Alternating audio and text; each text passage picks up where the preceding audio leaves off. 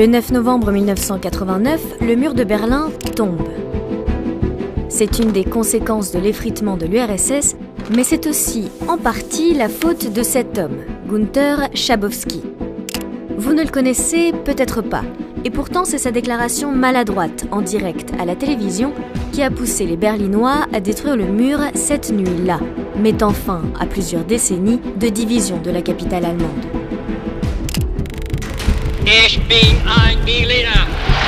Mr. Gorbachev, open this gate.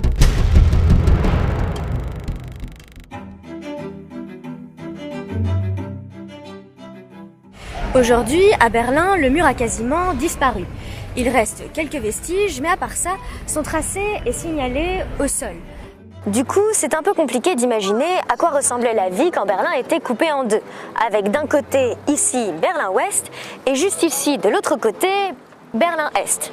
Alors pour comprendre à quel point la coupure du mur était importante, il nous faut un peu de contexte. Remontons à 1945. C'est la fin de la Seconde Guerre mondiale et les vainqueurs se partagent l'occupation du territoire allemand. L'URSS, les États-Unis, le Royaume-Uni et la France administrent chacun une zone. Bref, l'Allemagne est coupée en 4. Le tout dans un contexte qui tourne rapidement à l'opposition entre le bloc de l'Est et le bloc de l'Ouest. C'est la guerre froide. On appelle la guerre froide froide parce qu'elle n'est jamais devenue chaude, c'est-à-dire ouverte, c'est-à-dire qu'il n'y a jamais eu d'affrontement militaire direct entre les États-Unis et l'URSS. Tout se fige parce que chacun possédant l'arme nucléaire et des arsenaux de plus en plus grands, une crise pourrait dégénérer en affrontement massif. Donc cela fige un certain nombre de dossiers, comme le problème allemand. Il y a donc un problème allemand, mais aussi un problème berlinois. Tout comme l'Allemagne, Berlin est coupé en 4. Et en plus, elle se situe au beau milieu de la zone soviétique. Ce qui embête beaucoup ce monsieur, Joseph Staline. Pour forcer les Occidentaux à partir, le chef de l'URSS coupe les routes et les voies de chemin de fer qui mènent à Berlin-Ouest. Immédiatement, les forces de l'Ouest contournent le blocus en mettant en place un pont aérien. Un an plus tard, l'URSS arrête son blocus, faute de résultats. Dans la foulée, les Occidentaux unissent leurs territoires pour constituer la République fédérale d'Allemagne. Dans le même temps, du côté soviétique, se forme la République démocratique allemande. Deux États allemands se font alors face. Ils deviennent tous deux souverains en 1955. Mais la situation de Berlin est différente. La ville reste un territoire occupé, avec une zone sous contrôle soviétique et l'autre sous contrôle occidental. Ce qui continue d'embêter un autre monsieur, Nikita Khrouchtchev. En 1958, le nouveau leader de l'URSS lance un ultimatum aux Occidentaux. Il leur laisse 6 mois pour retirer leurs troupes de Berlin-Ouest et il veut signer un traité de paix qui règle définitivement la question allemande. Les Occidentaux, qui veulent garder leur ancrage à Berlin-Ouest, refusent de bouger. Finalement, les 6 mois passent. Puis 1 an, 2 ans, et personne ne retire ses troupes. Rien ne bouge. Jusqu'au jour où... Ich stehe Ihrer Frau gesucht, dass es Menschen in Westdeutschland gibt, die wünschen, dass wir die Bauarbeiter der Hauptstadt der DDR mobilisieren, um eine Mauer aufzurichten, ja? Niemand hat die Absicht, eine Mauer zu errichten. Voici Walter Ulbricht. C'est le dirigeant de la RDA en 1961, et c'est surtout un menteur. En réalité, ça fait des années qu'il milite auprès de Khrouchtchev pour construire un mur entre Berlin-Est et Berlin-Ouest. Car il est confronté à un problème assez grave, la fuite de sa population. On n'a pas des chiffres exacts, mais on estime qu'il y a entre 3 millions et 3,5 millions d'Allemands de l'Est qui ont quitté la République démocratique allemande entre sa fondation et la chute du mur. Alors déjà, perdre 3 millions de personnes quand son pays en compte 17 millions, ça pose un problème. Mais en plus, il ne s'agit pas de n'importe quel type de population. On peut parler d'une élite sur laquelle base aussi le fonctionnement de l'État. Et donc cette perte d'une élite, donc d'une élite jeune notamment, était un grand problème pour le fonctionnement de la RDA elle-même. Pour éviter cette fuite, toutes les frontières de la RDA sont déjà fermées. Toutes, sauf celle qui traverse Berlin.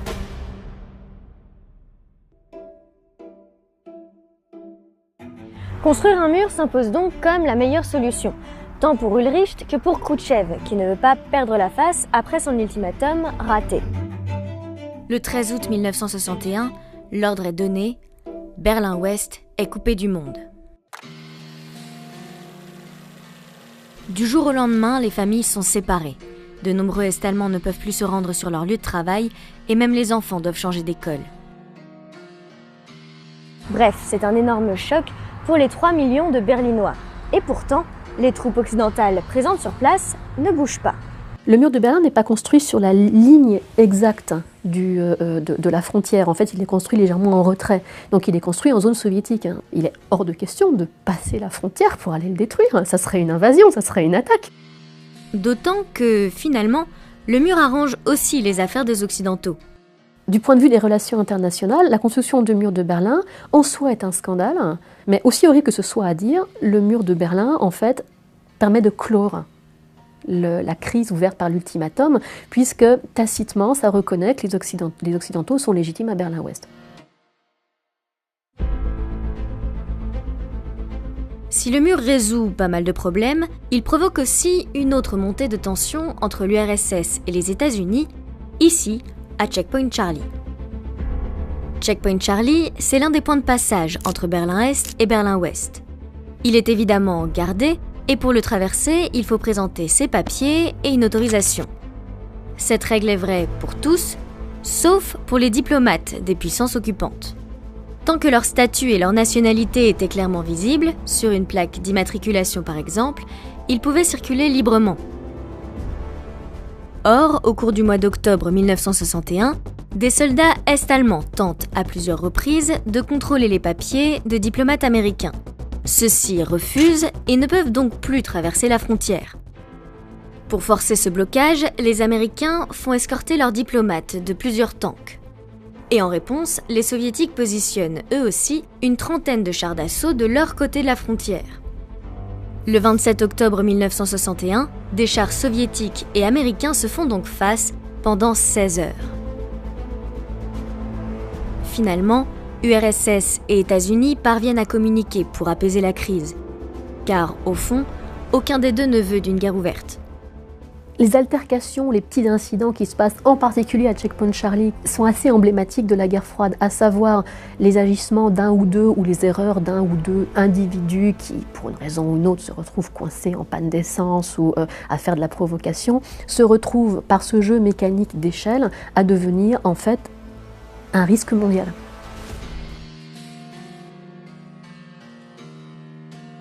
Bon, tout ça, c'est de la diplomatie. Mais on peut aussi se demander quelles étaient les conséquences réelles sur la vie des Berlinois. Eh bien, quand Berlin était coupé en deux, le mur ressemblait vraiment à une enceinte de prison.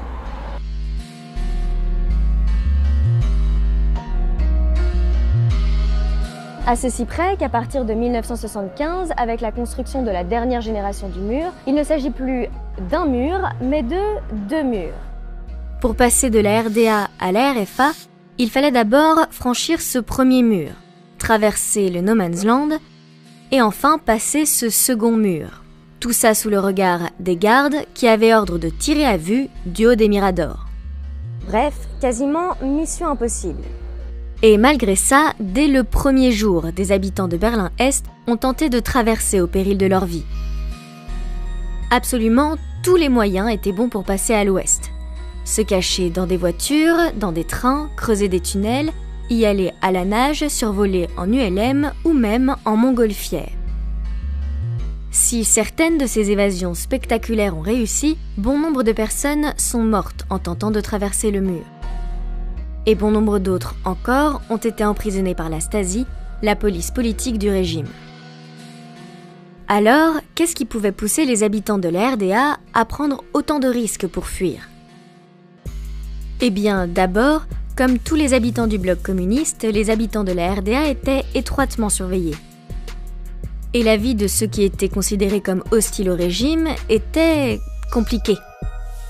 On pouvait leur interdire de poursuivre leurs études et leur attribuer un travail d'office. Il faut ajouter à ça qu'il n'y avait pas réellement d'élections libres en RDA.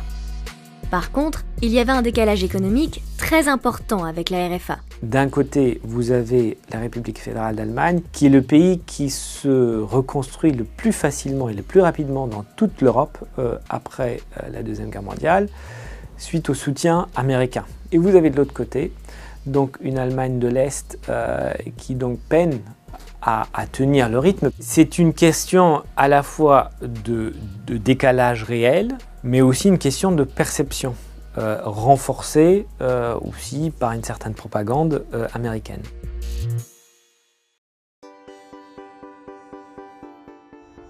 Bref, plus le temps passe et plus l'économie du bloc de l'Est se porte mal, au point qu'au milieu des années 80, Mikhaïl Gorbatchev décide de réformer la politique de l'URSS.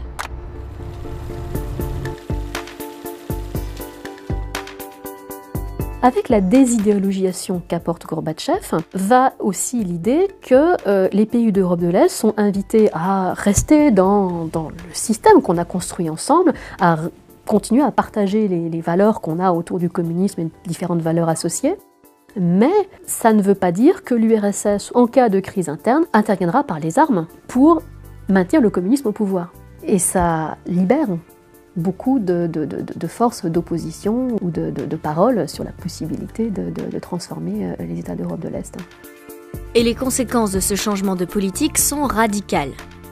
En septembre 1989, la Hongrie est le premier pays du bloc communiste à ouvrir ses frontières. Quelques mois plus tard, la Tchécoslovaquie fait de même. Le rideau de fer se fissure. Des Allemands de l'Est fuient en masse par ces deux pays. Et au même moment, des manifestations qui regroupent des millions d'Allemands s'organisent en RDA. Devant l'ampleur de la contestation, les démissions s'enchaînent en RDA. Le 8 novembre 1989, c'est le Conseil des ministres, et dès le lendemain, le bureau politique du Parti communiste. Bref, le système politique de la RDA vacille. Et c'est à ce moment-là que le monsieur dont on parlait en début de vidéo intervient. Pour calmer les manifestants, Günter Schabowski doit annoncer l'ouverture des frontières de la RDA. Haben wir uns dazu entschlossen, heute eine Regelung zu treffen, die es jedem Bürger der DDR möglich macht, über Grenzübergangspunkte der DDR. Cette annonce est déjà historique. Pour la première fois, les Allemands de l'Est ont le droit de quitter leur pays librement. Mais là où Schabowski va réellement commettre une gaffe, c'est en répondant à cette question. Das tritt nach meiner Kenntnis ist das sofort. Unverzüglich. Le problème, c'est que mis à part quelques membres du gouvernement, personne n'est au courant de cette réforme. Et surtout pas les gardiens du mur.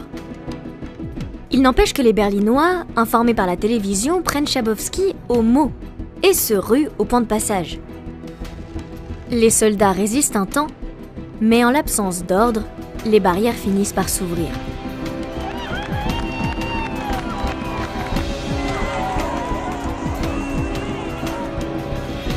Le mur de Berlin est tombé.